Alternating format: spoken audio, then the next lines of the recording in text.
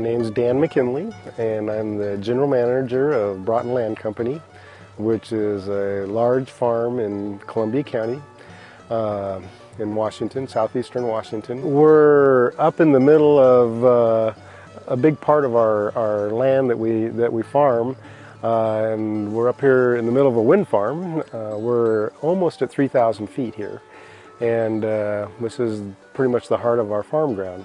We farm 12,000 acres ourselves. We have a couple thousand acres of CRP. We have about 15,000 acres of rangeland, and we run 800 head of cattle on that. We also have some timberland.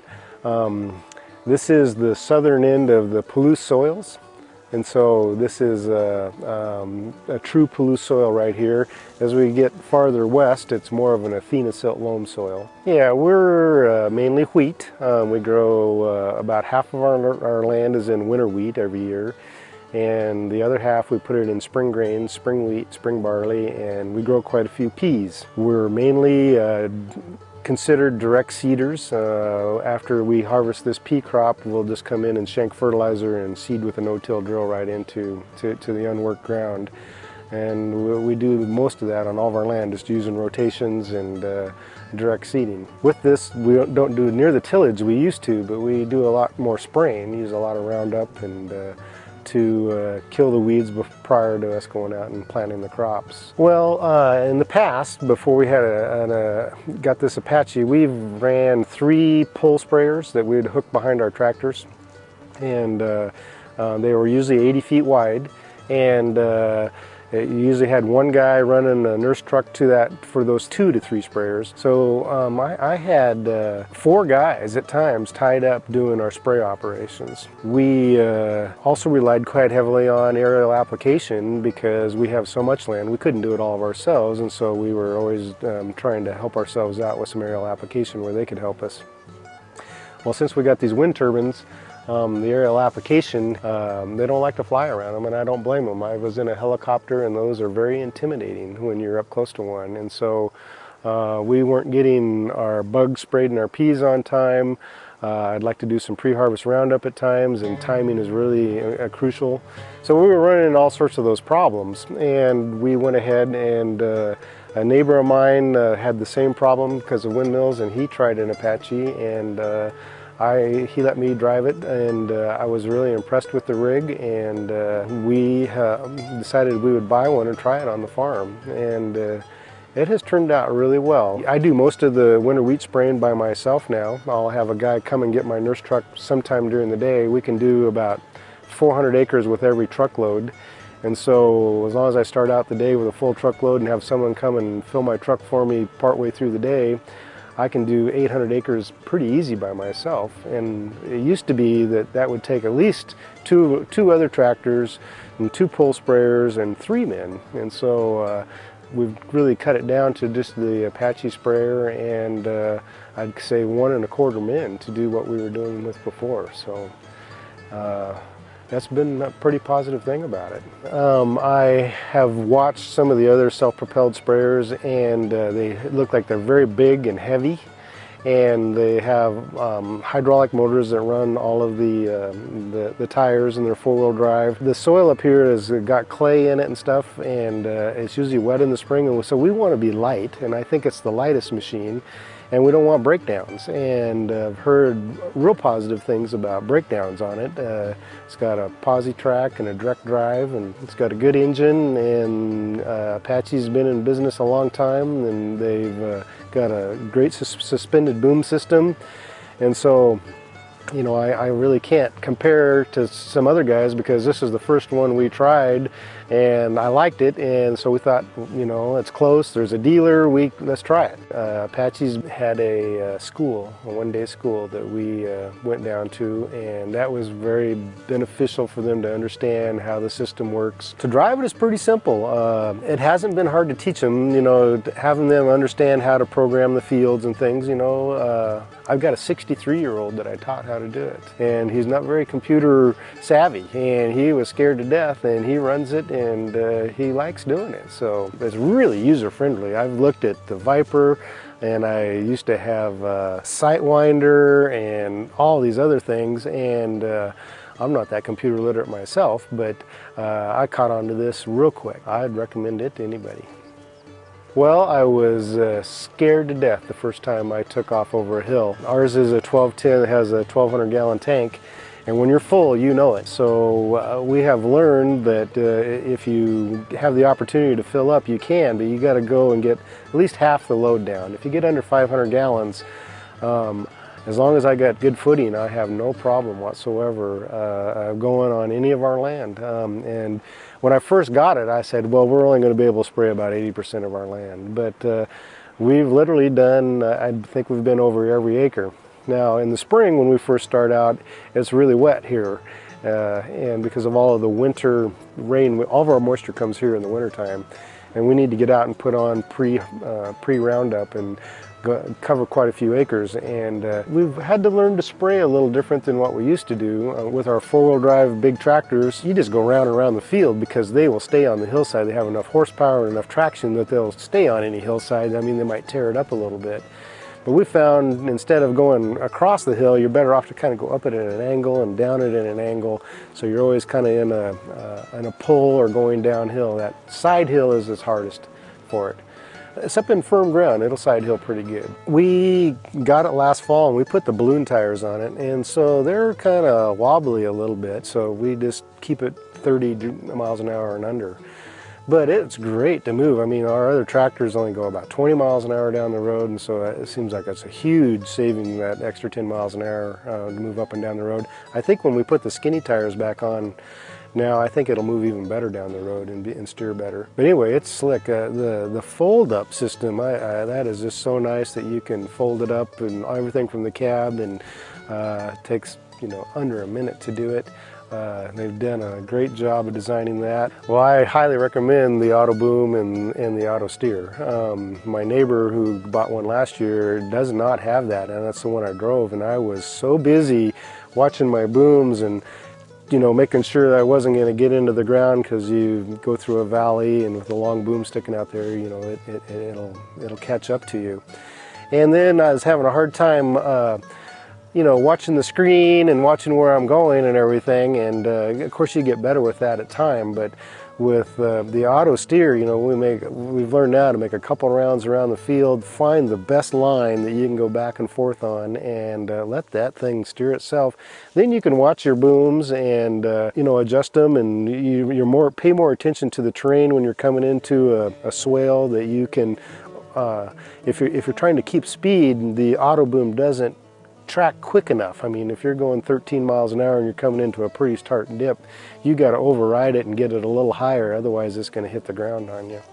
So it's taken all the stress off of trying to find your mark, or, you know, watching the screen and being able to make sure your pressure's right. You like your boom height and everything, and then also when you're coming into these critical areas where you're going to go through, you can override the system and get your booms up and go through it and then set it back into place, and I wouldn't do it without them. We've really had very little trouble.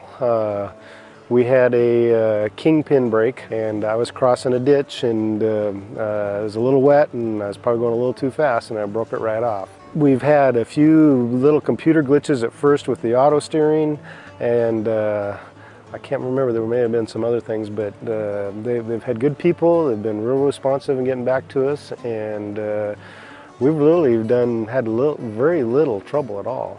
Yeah, the cab is real nice. The ride is superior. In fact, that's probably why I broke that front kingpin, was you can go across the ditch and you hardly feel it.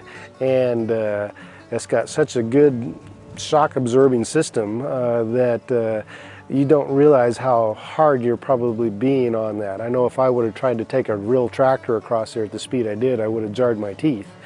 And I was just thinking, well, this machine is incredible. Well, it's a great ride, and it makes it so the booms stay nice and steady in the field, but it's not invincible either. You can't just go bouncing across a 2-foot ditch and think that it's going to make it every time, because it won't. Our overrun is consistently 5%. It used to be consistently 10 to 15%. So with the automatic boom shut off, it's amazing. I mean, if we have a 700-acre field to go do, you can just tell yourself, well, add 5%, and when you're done, you've got maybe 10 gallons in the tank. It has been that accurate, and regardless of the terrain even, it seems like it's just always a 5% overrun, so that's been good. I haven't had a chance to check the fuel on it. I did when I first rented the one last year. I did 700 acres, and I think I used right at 100 gallons of fuel. And so I figured it out even last year when fuel was or I think we were paying $4 a gallon. It was about $1 an acre for fuel. And that's pretty darn good. It has a nice pattern. We got nice spray nozzles that keep our drift down. I've been getting excellent weed control. Excellent weed control. You know, the trick to farming here is getting your crop in on time. And in the past, where I had to pull tractors away from maybe seeding or fertilizer or doing some ground prep to go do spraying, it was always a juggle with myself. Okay, should I spray or should I be getting the crop in? You know, because both of them needed to be done. And so that has eliminated that decision now that I can keep those tractors on task of getting the planting done. We always in the past have rented a tractor in the spring, especially if it was raining and getting delayed. This year was one of our latest starts, and we didn't rent another tractor at all because we were kind of counting on this Apache to carry the load, and it has. Well, I tell them that we're real pleased with it. You know, I also have a full-time mechanic, and he was a big part of this. He goes, I like this machine. It's simple. It doesn't have a whole bunch of hydraulics and hydrostatic power. So he likes the direct drive. He goes, I think this will be the least maintenance machine we can get, you know, so let's try it. And so far we've been pleased. And so I recommend them to other guys right now. Wouldn't have it any other way.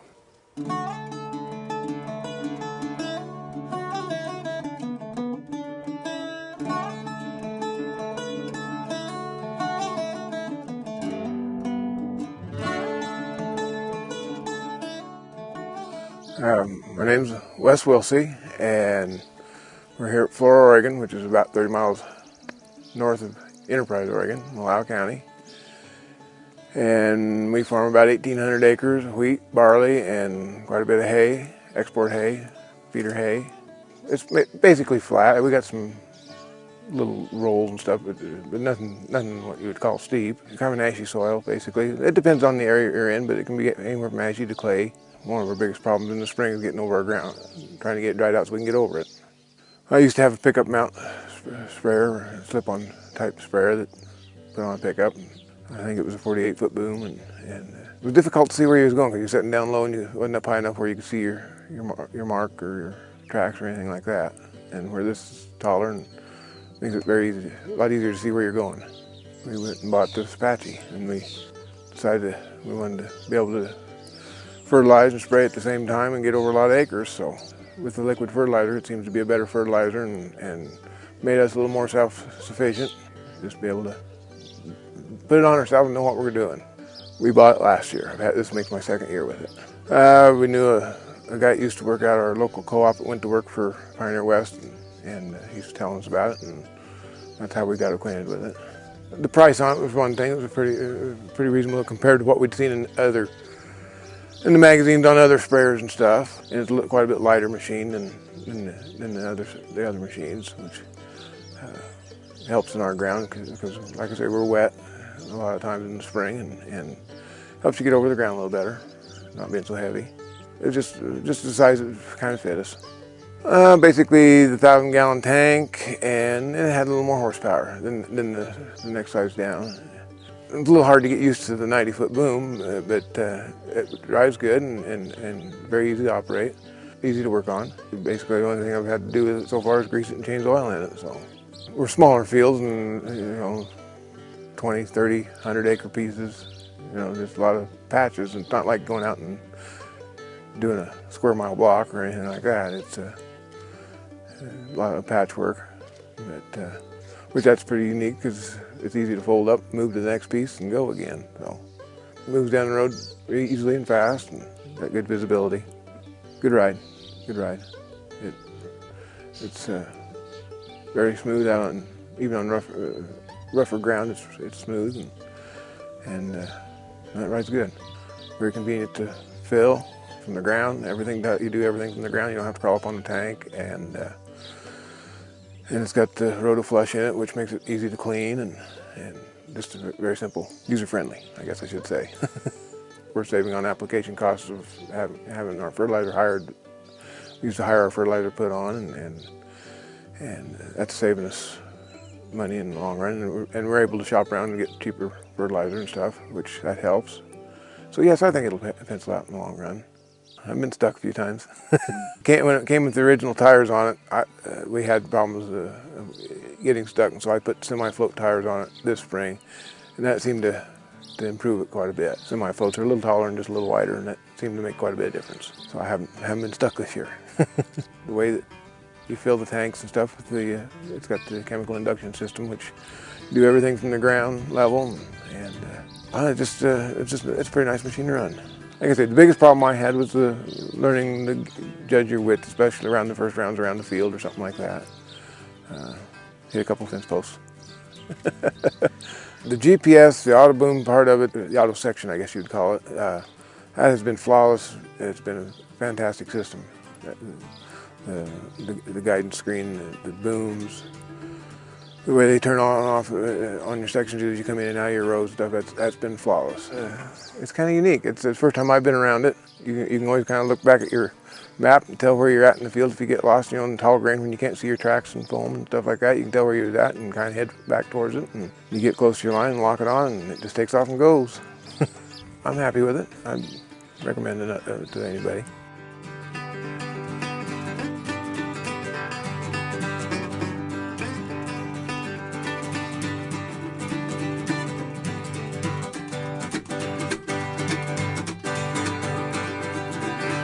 Okay, my name is Mark Green. I farm up here in a community called Cloverland. We're just outside of Lewiston and Clarkston. We farm around 3,000 acres, and we do chem fallow, so half of that is in crop production each year and the other half is in chem fallow. So we use this Apache sprayer to spray all that ground, and the chem fallow we spray 3 to 4 times, some of it 5 times if we have a weed problem that year. We have a lighter soil here. We're all highly erodible. It's not a heavy silt loam like you have in a lot of the valley areas, but we're up on a bench, and the farm starts at 2,600 feet and it goes on up to 3,800 feet, and it's all gradual. We do have a couple fields that they're pretty vertical, but it's just small areas, and so it's pretty much a gradual climb once you get up here on the place, and nothing real steep. We kind of evolved. The first sprayer we owned was a small pull type, like 40-foot booms on it, and then we went to a spray coupe just for the versatility, but the capacity wasn't big enough, and it had 60-foot booms. And then I went back to a pull type with 80-foot booms and had a 1,000-gallon tank like this Apache does, so I could cover some acres. But the reason we went to the Apache and the suspended booms was we just had such a hard time with dust around here, especially from July on, in the low humidity.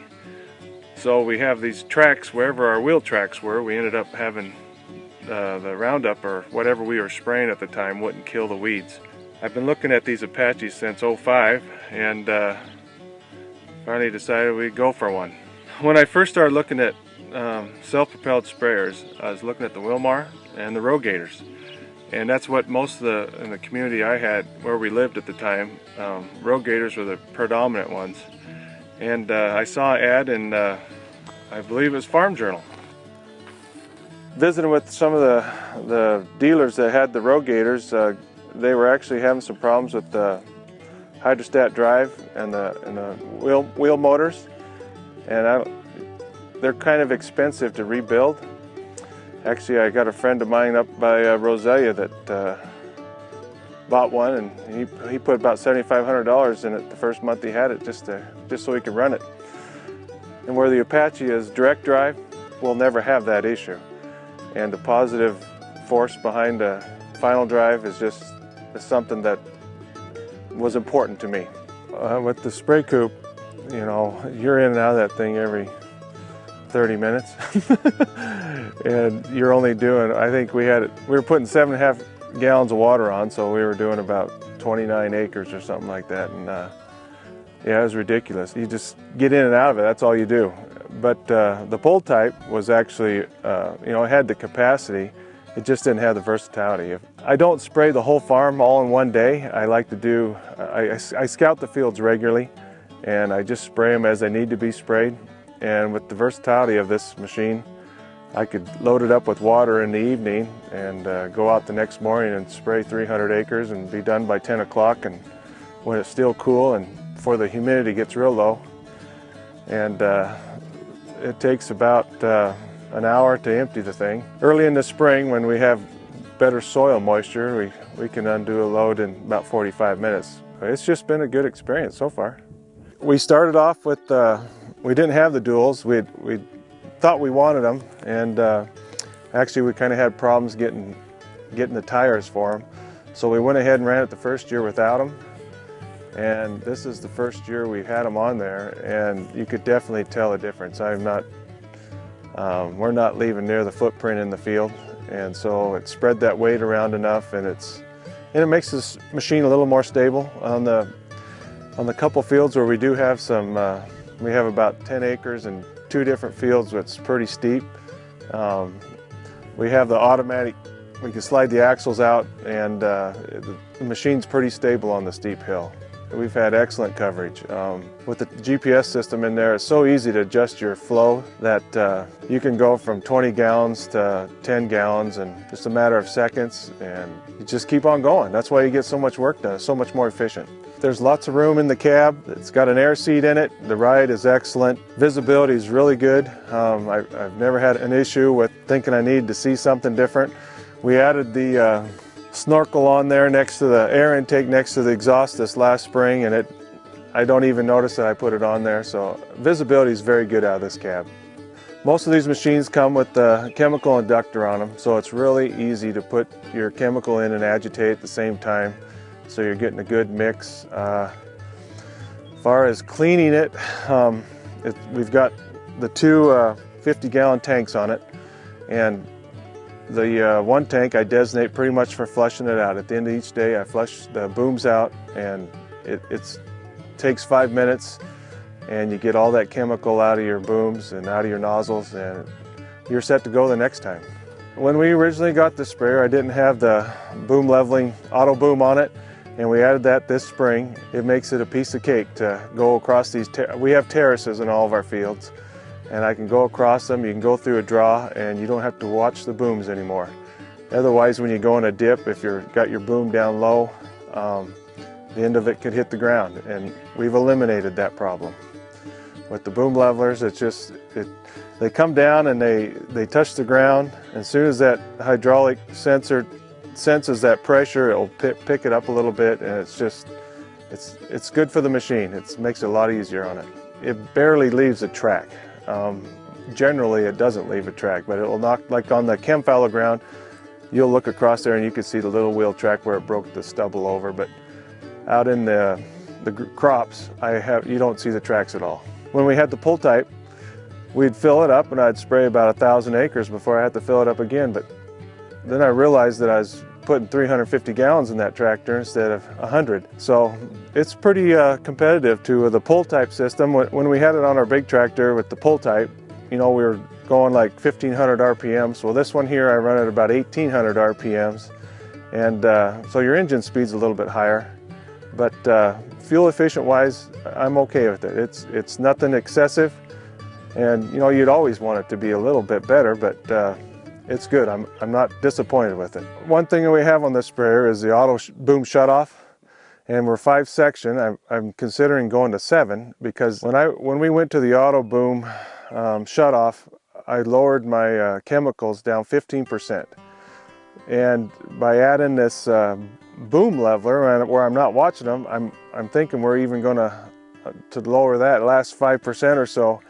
But I don't have the auto steer in here. We're considering putting auto steer in it, but we just haven't made that jump yet. But That's one thing I like about this system. I didn't have to have all the bells and whistles from the get-go. I could get used to the sprayer.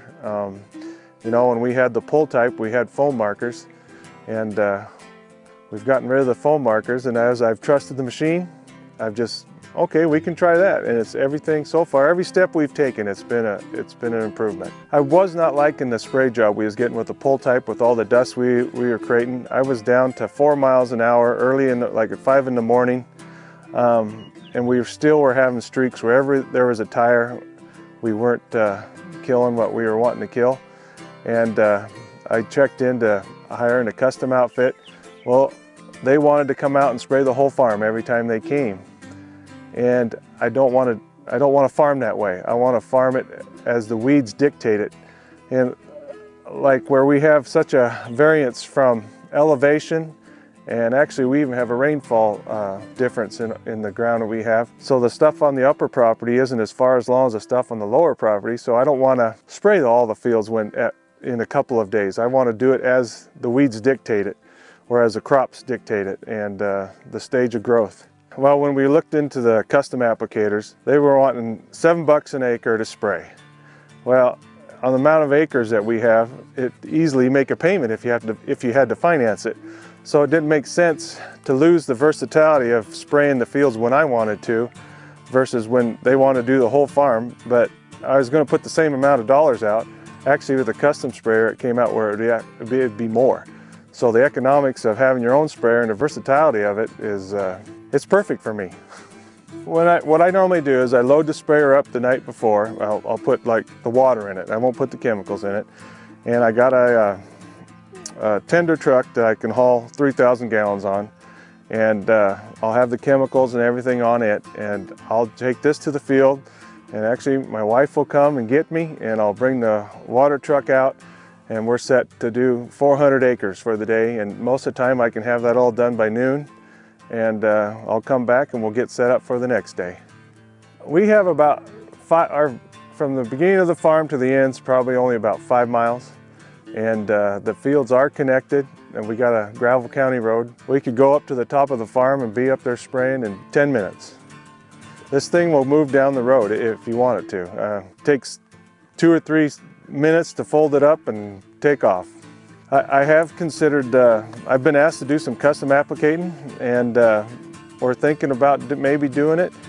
You know, and I know that I could easily spray 800 acres a day. That wouldn't even be a problem.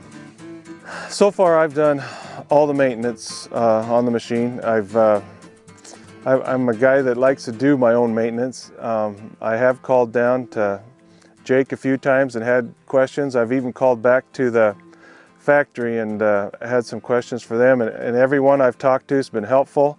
They've kind of told me what's working and the best approach to it. You know, we only have about 300 hours on this machine, and the dealer here, you know, they've got quite a few of these out, and so they know where to look for problems, and what they'll tell you what to look at and what to look for. And we just have, so far I haven't had an issue. Like they came out and programmed this auto height in the other day, and he looked over the whole machine. We checked the toe in, and you know, that stuff's pretty simple to do. It's made to be simple. It's nothing real complicated. That's one reason that drew me to the Apache, because I wanted to be able to do it all myself. We're kind of in an area where it's not convenient to have a serviceman come to, and it takes time to get here, and it's just, I want to be able to do it myself when I can. I haven't not been able to spray whenever I wanted to. If there's been an issue where I needed something, it's been here before I had to get going spraying. Pretty much from the get-go, it wasn't hard to understand. With the new program, it was a little bit, you know, it's just any new technology for an older guy. It's, you know, my high school kid probably could have jumped in it and not had any problems with the computer, but for me, it took me a time or two, but now it's easy. The GPS system and tied into your spraying, that's the only way to go. If someone's thinking about having a sprayer and not having GPS in it, they need to really reconsider that. It saves time and energy. You're not stressed out about wasting money and chemicals, and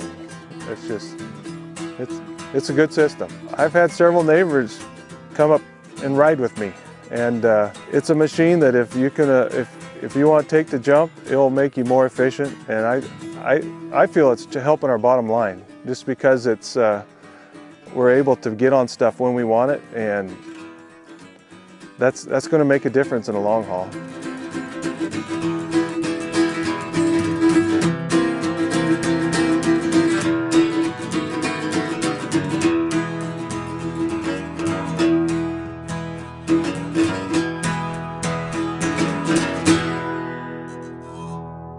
My name is Mark Scheffels. We farm approximately 9,000 acres in Lincoln County, Washington. Two locations. Wilbur is our home base, but actually most of our acres are at Davenport, Washington, an area that's much hillier than what you see behind me. And this sprayer is something we've been using for, this is our third year now. It's a 07 model. It is done 56,000 acres, I believe, roughly, and done a pretty good job for us. It probably wasn't built for quite as steep a hill as we climb at Davenport, but does surprisingly well. It's two-wheel drive. Traction is not an issue getting up the steep hills, and of course these wheels do stretch out to a wider wheelbase hydraulically. And we'll even do that to an extent, maybe not all the way out, but extend them out for more stability and also traction in climbing. Compared to other farms with this area, no, nothing's too unique about our farm, but compared to the rest of the country, I think that's why Equipment Technologies finds us a pretty good proving ground, because we do put a lot more stress on a machine. Side loads, climbing. I think if these machines were sold in the Midwest first, they would probably never know that some of these problems exist. It's not until you put them in the hills like we have in the Northwest that you really know. Considering the sprayer was probably built for flatter terrain, it's really pretty impressive in the hills. Because of the short growing season and minimal rainfall, we really don't grow too many different crops. It's mostly wheat, barley, cereal grains, but we have expanded into winter peas. So we have winter peas. The sprayer has been over twice actually, one for grass and one for broadleaf weeds, sprayed separately, and did a good job with that. Before I think about the time I got out of college, a lot of it actually was done by airplane, a lot of aerial spraying. About the time I started making some decisions, we switched to ground spraying with some homemade ground sprayers pulled by tractors. They would have been 80 to 90 feet. Actually, the last sprayer we had was 110 foot, but when you're pulling that behind a tractor, you're operating at roughly a third to half the speed that the sprayer operates. So this is quite a bit more productive for acres. We actually can do 800 acres easily in a day, and if we get a few more hours in, we can spray 1,000 plus without too much difficulty. Most of the self-propelled sprayers are hydraulically driven, hydraulic or hydrostatic drive, and you have a lot of horsepower inefficiency there. You probably lose, well, you need about twice the horsepower when you go with a fluid drive. Plus on hills, they run out of power very quickly, and even though I've mentioned this one could use a little stiffer torque converter, it's still better than your hydrostatic drive, which tends to bog down on hills pretty badly. Spray pattern's been good. Ideally, I think I actually prefer a flat fan nozzle, but because these sprayers are capable of running at pretty high speeds and probably seeing more fluctuation climbing the hill, again because of the torque converter, we need to be able to maintain a certain spray pattern over a wider range of speeds and pressures. The computers will reduce pressure with reduced speed to maintain the rate, but to operate over a wide range of pressures and maintain a proper pattern, we've gone to an air-inducted nozzle. It also serves a secondary purpose in that the air-inducted nozzle is less prone to drift in winds. Probably an extra 5 miles an hour more wind than we would want to do with a flat fan, and that's probably fairly conservative, maybe even more than that. So the air-inducted nozzles are very good for minimum drift and wind. So that's why we've chosen that nozzle for both range of operating range and pressures and wind drift. Crop damage, it's very good. That's the advantage of going self-propelled versus going with a tractor-pulled sprayer, especially considering the fact that our tractors are track type, and when they turn they tend to tear up soil, and if it's planted to crop you would have a lot more crop damage. Even a wheel tractor will be from a minimum of 30,000 pounds up to 50,000 pounds and probably put a lot more wheel on the ground than the sprayer. So reduced wheel contact along with a lot lighter weight is pretty minimal. The size of the wheat that we're standing in right now is fairly small, and 2 weeks after this sprayer runs out here you will not be able to tell where it ran at all. So pretty minimal on the crop damage. Very accurate with the chemical application. Our rates are right on the money. Our operators have learned they come out right on the money when they finish up a job with how much might be left in the tank or lack of. So that part is good. The fuel efficiency is very good. It will probably take 100 gallons of fuel to do roughly 700 or 800 acres. I don't operate the sprayer myself. We have two different operators that handle it. Seth will do most of the work here at Wilbur, and Paul up at Davenport. The employees have adapted quite well. The sprayer itself, the mechanical part and their operating of the sprayer is actually the easiest part. The computer background and understanding how to set up the programming for mapping and those kind of things is a little bit more of a challenge, and they've done quite well with that. Well, efficiency-wise, there's two purposes. One is just the efficiency of minimizing overlap by using auto steer, GPS-guided steering. And the second part of that will be to gain a better understanding of what we have happening in the field. So after we map for several years, we'll develop a pretty good database on what we have for yield in different areas of the fields, and we'll identify those areas and soil types, and we'll start using variable rate technology at that point once we have a good map database. Maintenance has been pretty good. We've had a few problems. We've done a few modifications ourselves, and very interestingly, when I talk to the factory people, they've done the same modifications themselves. So Equipment Technologies has worked very hard to correct whatever deficiencies this model has, and not too much for downtime. As far as Pioneer West goes, they've been very attentive, trying to do the best they can, and it's a difficult challenge for them because we're so far away from where they're based out of. They've stretched their region out pretty good, but they do their best to get us what we need. Yeah, I think it'll prove out quite well. At the time I bought this, I had actually purchased a second ground sprayer to get the job done, and then actually with a little help from Seth and some suggestions, we decided maybe self-propelled would be a more efficient way to go. So before I even took delivery of the second ground sprayer, I resold it, got my money back, and we went to just one sprayer. So it's a little bit of a challenge to time things out, that we don't have different spray jobs come up at the same time, but really has been not much of a problem. We can do so many acres so fast that we're very seldom late on a spray job, so we're doing it all with just one sprayer. The fact that we can do it by ground rather than by air saves quite a bit of money, so that's strictly a money consideration to do it ourselves by ground rather than an aerial application. Yeah, I'm pretty happy with the sprayer and it's so productive. Of course, it's a pretty good initial investment, but considering how many acres we put on in very few years, it's been a good decision.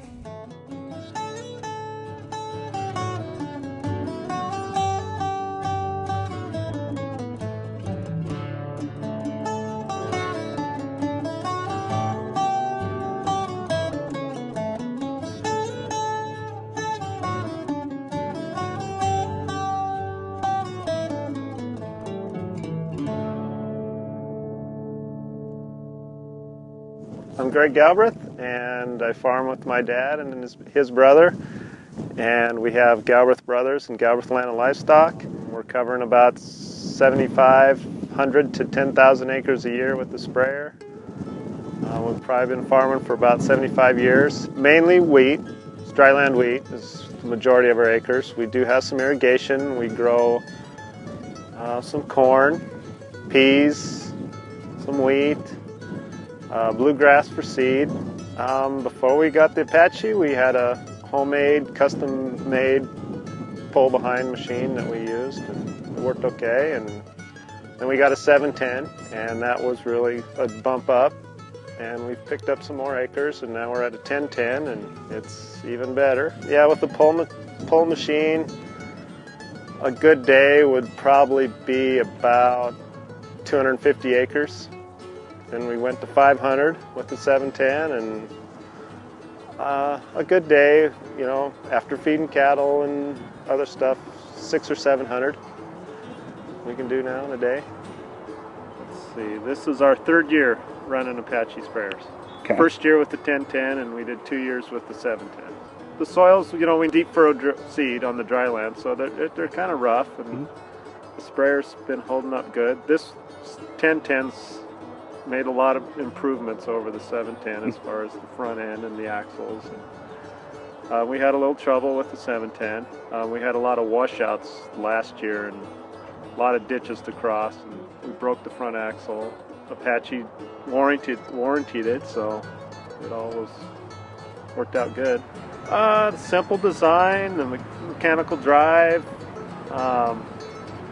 they're clean underneath, you know, not a lot of hoses and hydraulic motors, and they go down the road quickly, and you know, we're spread out quite a ways, so I can move from field to field in a timely manner without having to load it up and haul it. It's lightweight, it's very economical. I don't know exactly how to put it in a mileage form, but I can do 1,000 acres on 100 gallons, you know, and that includes moving around and filling, and so we're happy with that. And I like the ride, smooth ride.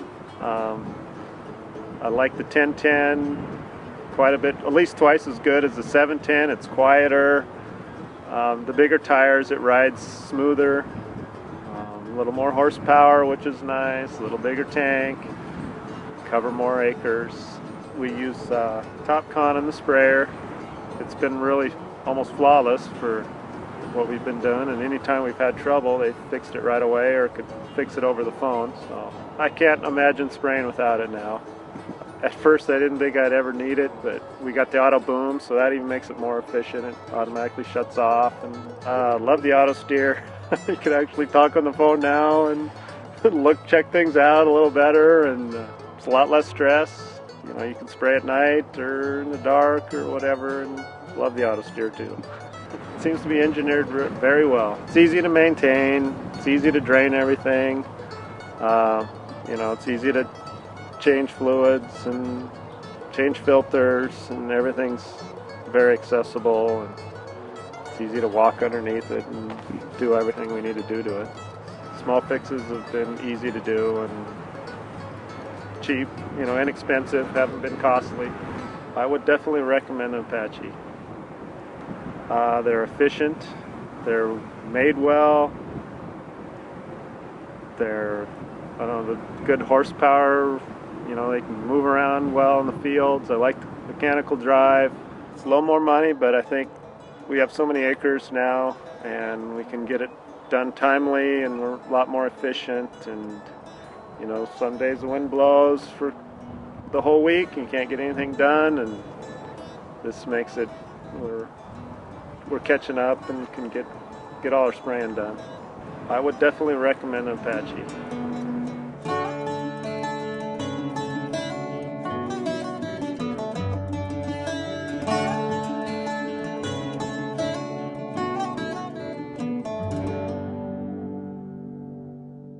Okay, my name is Bill Meadows, and I'm a third-generation farmer. My grandfather homesteaded in the Rockland Valley, and my father farmed, and he died when I was in high school. It made quite an impact on my life, and I went to ag school and went back east for a while in Illinois. Well, I got homesick and came back to my grandfather's farm in 1973, and I've been there ever since. Formed a sole proprietorship, Mountain States Oilseeds, which contracts specialty crops like canola, garbanzo beans, mustard, flax, and safflower is my biggest commodity. And I've expanded the family farm to 7,500 acres, and so I keep pretty busy 365 days out of the year. Farming has changed in our area quite a bit to where our fields used to be real big 1,000-acre fields. I broke all our fields up into strip crops to where each strip is 100 to 120 acres. And so I have the flexibility of planting a lot of different types of rotations and crops because I've got long straight fields. The last sprayer before I bought the Apache was an Ag Shield. And I like the sprayer. There's nothing wrong with it. What I found myself doing is it was a pull sprayer. I had to have a tractor to pull it. And in today's farming, you have to match your equipment properly to the climate you have, when you have to get your crops in, and the amount of acres you have. And I found that taking that tractor off a piece of tillage equipment or a drill or something, especially in the spring, I lost efficiency. I got behind where I would like to be.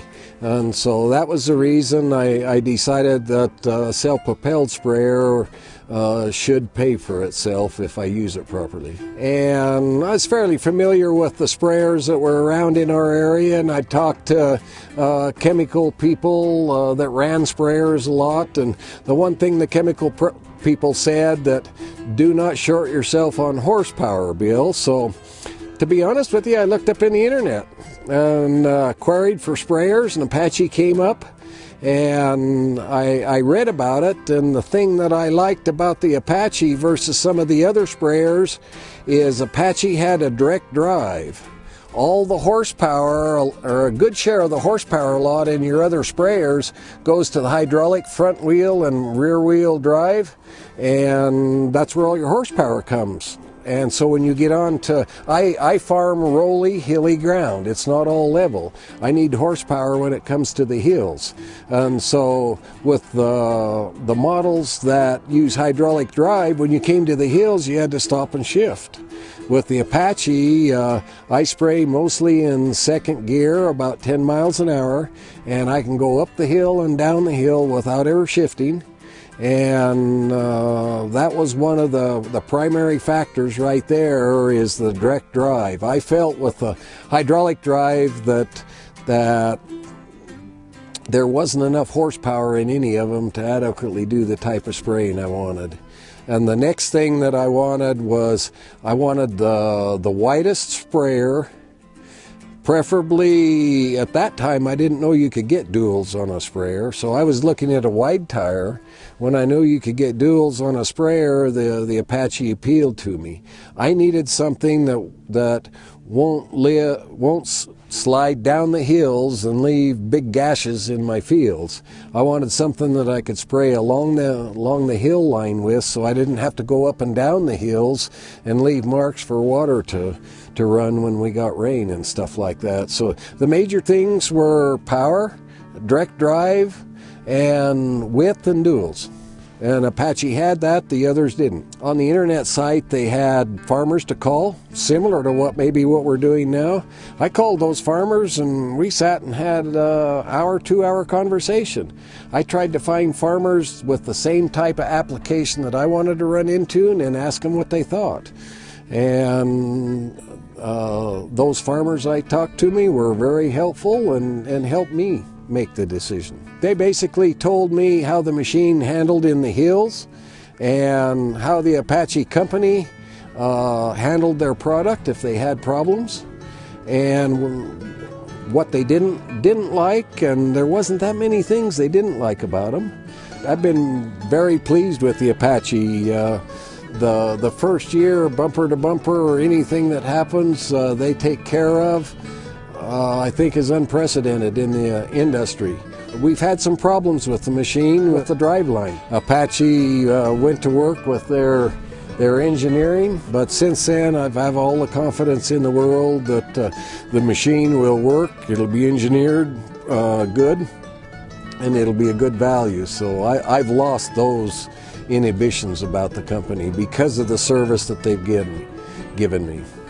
For my business, it's been terrific. As I mentioned before, I had some inefficiencies because I always had to pull a tractor off to hook onto the sprayer to do things, and that tractor actually had other work it could be doing. So Instead of buying another tractor, I bought the sprayer, and I made the right decision.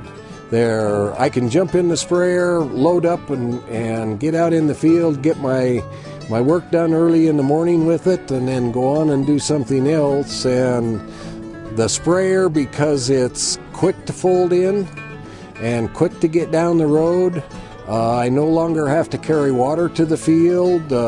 I figure that I can fold up and go down the road 2 to 3 miles to a good source of water, fill up and get back quicker than I can actually have another man go out in the field with water, and that's tremendous. The Apache, the wings fold in real fast, and you can be down the road in a splick of a minute. I can be out in the field, get my spraying done, and I feel I do a better job of spraying. I went to the extra money and got the full complement of GPS, straight line and curve line data transmission on it. I would recommend that to anybody that buys the sprayer. There's so many functions going on with the sprayer, like boom height. I've got automatic controller on the boom height, that if you're out there, especially in hilly ground, there's too much going on for you to manually do everything, and so you need all the bells and whistles to make that the most efficient sprayer you can. And with the GPS and the ability to get the job done, I spend so much less time in the field, and I actually am able now to spend time planning ahead, so when field work gets ready, I'm there, I get it done, it's done properly. Dryland farming in the West is different than irrigated farming, or even maybe dryland farming maybe in the Midwest. We only have moisture for a certain period of time of the year. We're semi-arid climate, and if you get your work done, get your crop up, get the root system established, have the proper fertility and the proper weed control, you can grow 20-30% better crops than your neighbors can.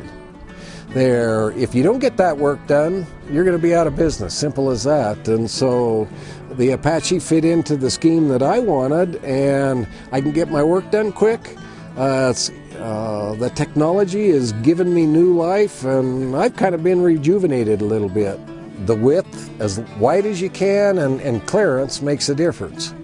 I really like to be able to walk underneath that sprayer and check things and grease things without crawling on my knees. And so I like the height and the openness of everything. It's quite easy to get at. The regulations are coming at us more every year. And it's very nice with the zinc system that I have on it, that we can download that all onto my computer, and I can keep that. I don't have to manually write all the record keeping down. All that stuff in today's agriculture is very, very important. Don't let it go. Most of agriculture people are good stewards.